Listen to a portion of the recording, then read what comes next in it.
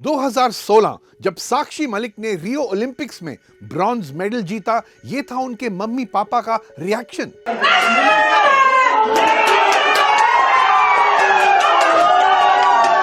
जब साक्षी लौटी, एयरपोर्ट पर जश्न का माहौल था। सैकड़ों ने उनका स्वागत किया और 7 साल बाद साक्षी मलिक ने, हम सब ने ये दिन भी देखा।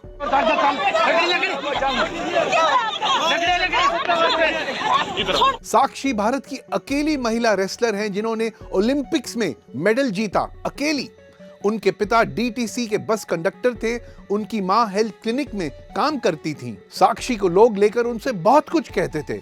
लड़की को लड़कों के खेल में मत डालो, उसकी बॉडी खराब हो जाएगी, कोई शादी नहीं करेगा, कैसे कपड़े पहनती है। इन तानों के बावजूद साक्षी के मम्मी पापा ने उसे रेसलर ही बनाया। और सुनिए रानी रामपाल की कहानी। भारत की पूर्व हॉकी कैप्टन के पिता ठेला चलाते थे, 80 रुपए की दिहाड़ी कमाते थे।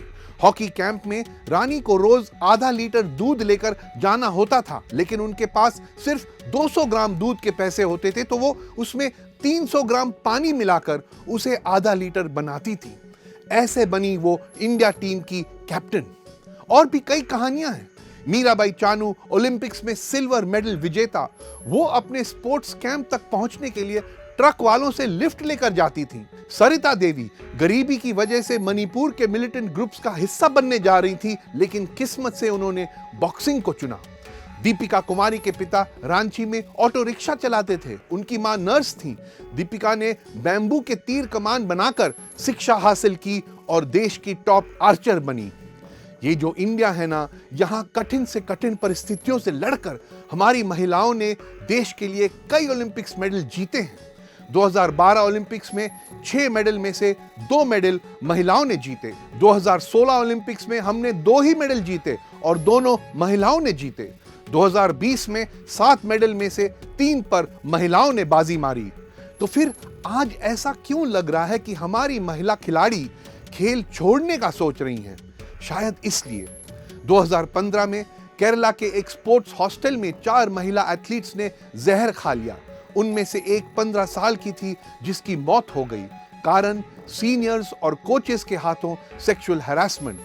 2021 में चेन्नई में 8 महिलाओं ने अपने कोच पर सालों से यौन शोषण करने का आरोप लगाया। 2010 में देश की महिला हॉकी टीम की कुछ खिलाड़ियों ने चीफ कोच पर यौन उत्पीड़न का आरोप लगाया। 2014 में नेशनल कैंप के दौरान एक जिम्नास्टिक्स कोच पर एक महिला जिम्नास्ट ने सेक्सुअल हैरेसमेंट के आरोप लगाए। 2022 में इंडिया के चीफ साइकिलिंग कोच को बर्खास्त किया गया। एक बार फिर महिला साइकिलिस्ट के साथ सेक्सुअल हैरेसमेंट का आरोप। केसेस कई हैं। इंडियन एक्सप्रेस की एक रिपोर्ट के मुताबिक 2011 और 2021 के बीच स्पोर्ट्स अथॉरिटी ऑफ इंडिया के 24 ट्रेनिंग सेंटर्स में यौन उत्पीड़न के 45 मामले सामने आए हैं और कई मामलों में रिपोर्ट दर्ज भी नहीं होती। क्यों? आप खुद ही सोचिए। सबसे पहले हमारी विमेन एथलीट्स इतनी मुश्किलों का सामना करके खेलों में आती हैं, जहां उनका सामना एक ऐसे सिस्टम से होता है जहां लगभग हर स्पोर्ट्स फेडरेशन का चीफ, स्पोर्ट्स के सीनियर अफसर, सीनियर कोच सभी पुरुष होते हैं। और यही पुरुष इन महिला खिलाड़ियों का फ्यूचर, उनका करियर कंट्रोल करते हैं। चाहे बात टीम में सिलेक्शन की हो, स्पेशल ट्रेनिंग के लिए विदेश जाने की हो या एक्स्ट्रा फंडिंग की हो, सब उनके हाथ में है। साथ ही साथ हमारे इस सो कॉल्ड पुरुष प्रधान देश में अक्सर मर्दों को लगता है कि वो लड़की के साथ कुछ भी कर सकते हैं, तो कभी गलत तरीके से पकड़ लिया, कभी कहीं हाथ लगा दिया, कभी गंदे जोक्स मार लिए और कभी हद पार करते हुए सेक्स की डिमांड कर दी। और चूंकि स्थिति इतनी असमान, इतनी अनइक्वल, इतनी अनफेयर है, कई महिला खिलाड़ियों को लगता है कि स्पोर्ट्स अथॉरिटी या स्पोर्ट्स मिनिस्ट्री में उनकी बात कौन सुनेगा। उन्हें यह भी डर रहता है कि अगर परिवार वालों को पता चला तो उन्हें वापस घर लौटने के लिए कहा जाएगा और इसीलिए वे चुप रह जाती हैं। आप देख ही सकते हैं भारत की 7 महिला रेसलर्स बनाम बृजभूषण सिंह केस में क्या हो रहा है। बृजभूषण के खिलाफ सेक्सुअल असॉल्ट के गंभीर आरोप हैं, फिर भी कई महीनों तक एफआईआर भी दर्ज नहीं होते। जो गिरफ्तारी नियमित है वो नहीं होती। ओवरसाइट कमेटी की रिपोर्ट को दबा दिया जाता है और नैतिक रूप से बृजभूषण अपना पद भी नहीं छोड़ते।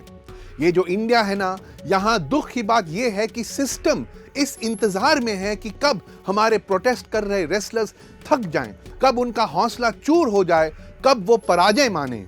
लेकिन हमें जान लेना चाहिए कि अगर ऐसा हुआ तो नुकसान भारत का होगा, क्योंकि तब कई माता पिता अपने बच्चों से कहेंगे, बेटा अपनी कोशिश छोड़ दे, स्पोर्ट्स में अब जाना शान की नहीं शर्म की बात बन गई है।